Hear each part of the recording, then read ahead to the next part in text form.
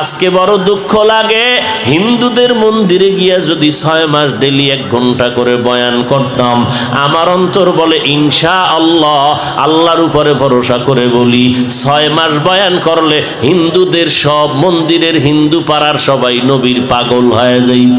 কিন্তু 12টা মাস খানা নাই ঘুম নাই মুসলমানের পিছনে বয়ান করি, পাও দইরা দইরা বয়ান কইরা তো একবারও বলি নাই ব্যবসায়ীরা ব্যবসা ছেড়ে দাও, ও চাকরিজীবীরা চাকরি ছেড়ে দাও, ও স্কুলে পড়ুয়ারা স্কুল ছেড়ে দাও, একবার ওই কথা বলি না। কলেজওয়ালারা কলেজ ছেড়ে দাও, ব্যবসা ছেড়ে দাও, চাকরি ছেড়ে দাও, একবারও বলি না।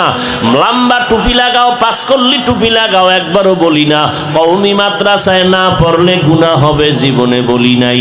তাবলিগে না গেলে জাহান্নামে যেতে হবে, বলি নাই।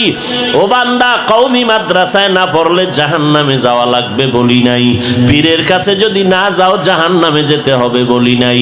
পায়ে দইরা দইরা 2টা কথা তোমাদের অন্তরে ঢুকাইতে চাই। 1 নাম্বার, দুনিয়াতে যতদিন থাকবা গোলামি করবা আমার আল্লাহর, আর আদর্শ মানবা মদিনা।